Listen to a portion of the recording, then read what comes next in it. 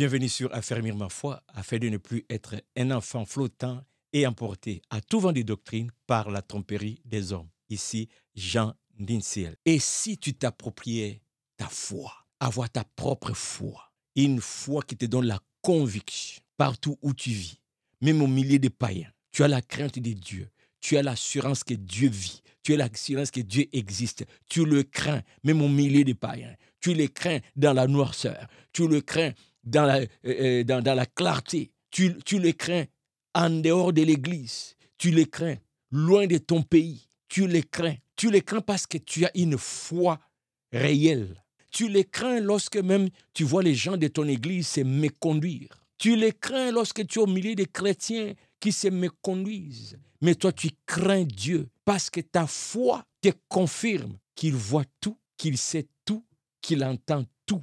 Et tu les crains. Non pas que tu as peur, tu le crains, tu l'adores, tu le vénères. Aujourd'hui, le cas de Joseph. Cette histoire est connue. La tentation de Joseph lorsque la femme de Potiphar lui fait des avances pour coucher avec elle. Joseph va refuser. C'est dans Genèse chapitre 39 que je te laisse lire. Moi, je ne prends qu'un extrait pour illustrer mes propos de cette publication. Nous sommes donc au verset 9. Ça, c'est la réponse de Joseph face aux avances de la femme de Potiphar. Il n'est pas plus grand que moi dans cette maison et il ne m'a rien interdit, excepté toi, parce que tu es sa femme. Comment ferais-je un aussi grand mal et pécherais-je contre Dieu? Ça, c'est le point que je veux souligner. Comment ferais-je un aussi grand mal et pécherais-je contre Dieu?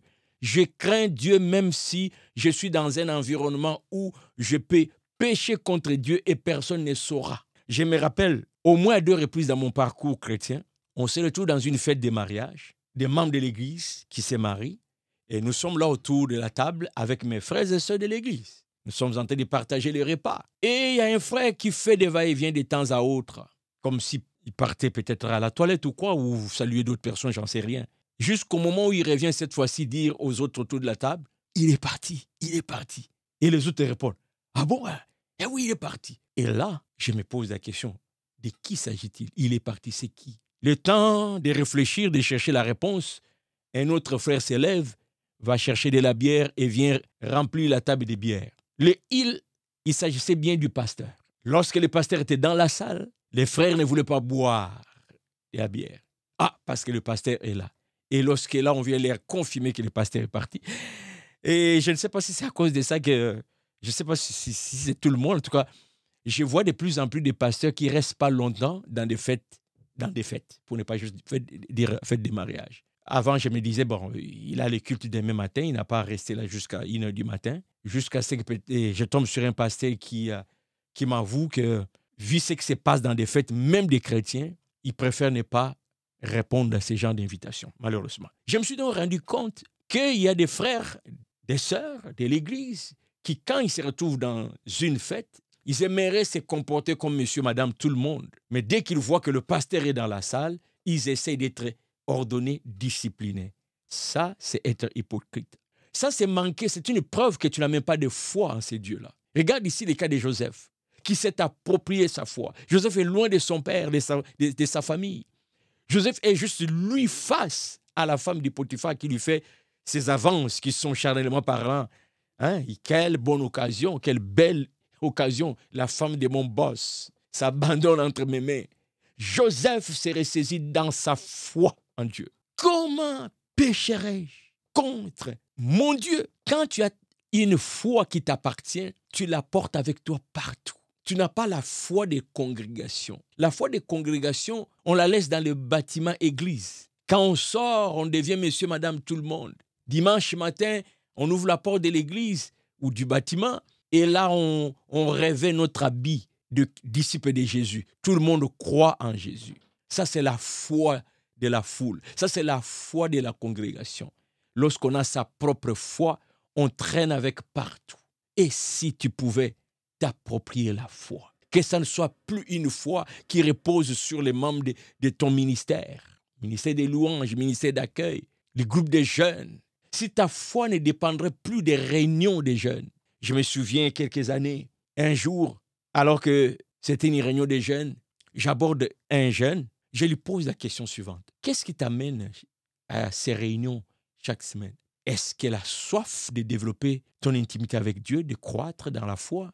Ou juste le plaisir de te retrouver avec les gens de ton âge? Il baisse la tête et lorsqu'il relève la tête pour me regarder, me répondre, il avoue en me disant, honnêtement, c'est la joie de me retrouver avec les gens de mon âge. Est-ce que tu peux t'approprier la foi, que ce soit ta foi, non pas une fois parce que tu es avec les gens de ton âge, non pas une fois parce que tu es avec les gens de ta tradition, de tes origines, de ta culture, une fois qui est la tienne que tu amènes, que tu sois avec les gens de ton pays ou non, que tu sois avec les gens de ton église ou non, tu as ta foi qui est la tienne, dans ton auto, sur la route, dans les airs, si tu pouvais t'approprier ta foi. C'est vraiment ça que j'essaie d'enseigner dans cette série. Les gens vont te mettre en contact avec Dieu.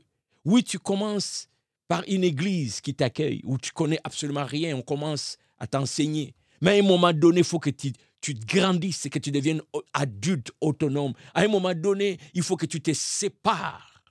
Comme je me suis séparé de mon père et de ma mère pour aller fonder mon foyer. Très loin des miens. Sur le plan spirituel, tu n'es pas condamné à être toujours dans les cocons de ton assemblée. Tu dois être capable d'évoluer dans un autre pays, loin de ton assemblée, et avoir toujours cette foi qui continue d'augmenter. Même lorsqu'on t'apprend que ton pasteur, celui que tu admirais, aujourd'hui, ce n'est que l'ombre. Il n'est plus ce qu'il était. Il a embrassé d'autres doctrines. Il a embrassé d'autres croyances. Toi, tu dis, c'est dommage pour lui. Mais personne ne peut me détourner de ce Jésus qui est vraiment le salut pour moi. Joseph a défendu sa foi alors qu'il n'y avait absolument aucun témoin.